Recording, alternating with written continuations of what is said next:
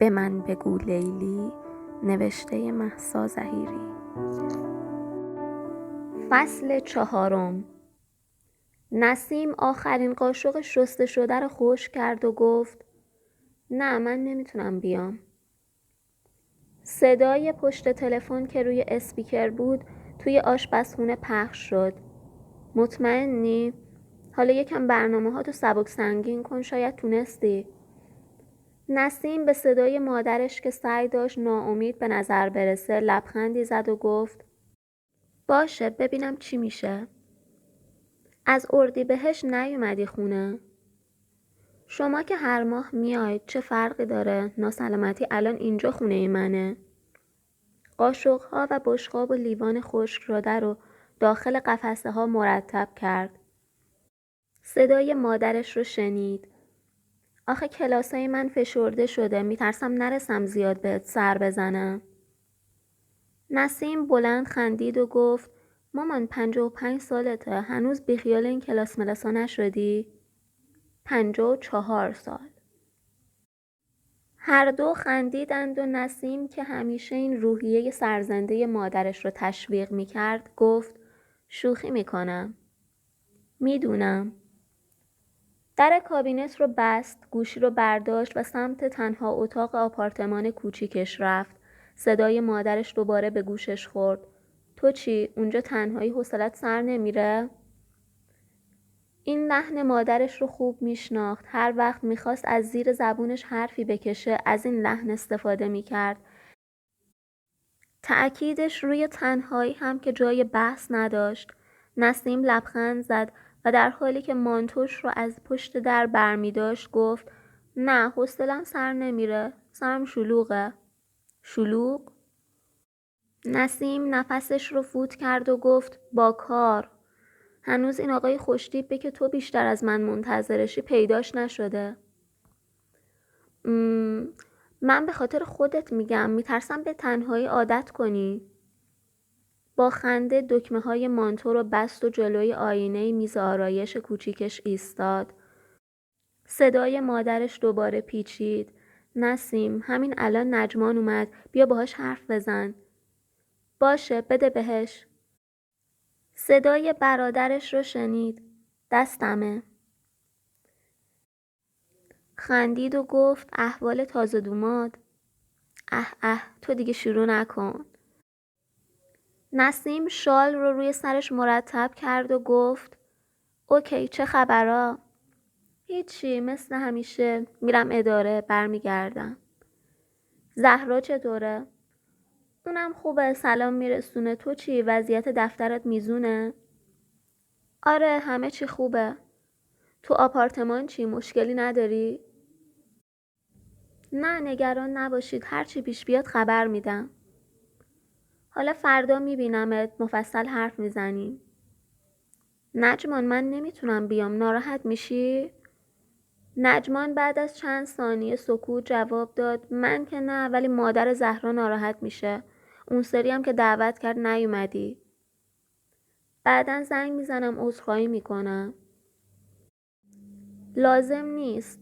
من به خاطر خودت میگم نسیم، مگه فاصله تهران تا اهواز چقدره که تو همش اونجایی؟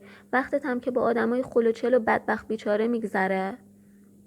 نسیم کیفش رو از داخل کمد بیرون آورد. خیلی جالب بود که همه خوب رو شناخت داشتند. میدونستن که نه با مردی قرار میذاره و نه دوست صمیمی دور و برش هست. میدونستن که وقتش فقط صرف مریض ها میشه. این اخلاقی بود که از بچگی رهاش نکرده بود. اطرافیانش در حد دوست معمولی و همسایه و همکار خلاصه می شدن. البته نسیم با این شکل زندگی کاملا راحت و راضی بود.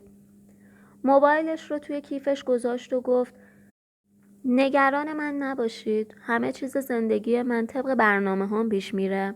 به زهرا هم بگو سرم خلوت‌تر رو جبران میکنم. خنک شد 1-2 هفته میام اهواز میمونم. باشه، میگم بهش، مراقب خودت باش. چشم، مامان کاری نداره؟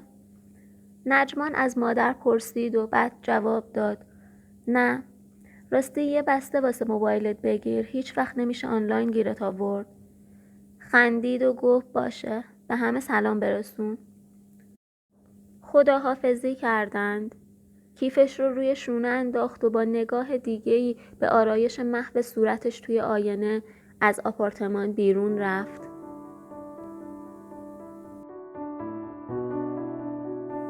بالاخره بعد از چند هفته خودش رو راضی کرده بود که با مادر سه‌قلوها حرف بزنه. آدرس داشت ولی نمیدونست تا چه حد دقیقه. 3 طبقه رو با پله ها پایین رفت. آپارتمانی که خریده بود آسانسور نداشت. آپارتمان دوران دانشجوییش هم بزرگتر بود و هم امکانات بهتری داشت. حتی توی منطقه بهتری از تهران هم بود، ولی برای اجاره دفتر مشاوره مجبور شده بود اونجا رو بفروشه و کمی از پول نقدش رو برداره. نمیخواست دوباره از پدرش کمک مالی بگیره. همین خونه رو هم از اون داشت. با اجاره دفتر هم منبع درآمد بهتری برای دست و پا کرده بود و هم به خانواده‌اش فهمونده بود که قرار نیست به اهواز برگرده. نه اینکه زادگاهش رو دوست نداشته باشه، فقط اینجا زندگی براش راحت تر بود. وارد پارکینگ شد و به سمت ماشین راه افتاد، اما چیزی توجهش رو جلب کرد. چند قدم به عقب برداشت و با دقت بیشتری زیر ماشین رو بررسی کرد. دوباره روغن ریزی پیدا کرده بود. نفسش رو با آه بیرون فرستاد و جلوتر رفت تا از نزدیک خیسی رو ببینه. تازه بود. دیگه روش نمیشد از آقای احمدزاده خواهش کنه که یه نگاهی به ماشین بندازه. توی چند ماه اخیر این 4مین بار بود که ماشین یه عیبی پیدا میکرد. هر بار آقای احمدزاده بهش رسیدگی کرده بود. این بار دیگه نسیم خجالت میکشید. باید خودش ماشین رو به تعمیرگاه میبرد. دیگه از خریدنش حسابی پشیمون شده بود. این هم یکی دیگه از معایب تنها زندگی کردن. پشت فرمون نشست و همین که خواست حرکت کنه هیکل آقای احمدزاده رو دید که به سمت پارکینگ می اومد. چند ثانیه صبر کرد تا بالا بره، ولی انگار قصد رفتن نداشت. حالا جلوتر هم اومده بود. نسیم ماشین رو راه انداخت.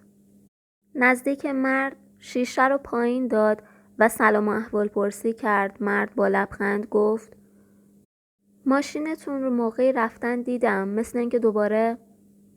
بله متاسفانه الان دیدم. هر دو خندیدند و نسیم ادامه داد: دارم میبرمش تعمیرگاه. چرا خودتون؟ من اینا رو میذارم بالا، میام ماشین رو میبرم.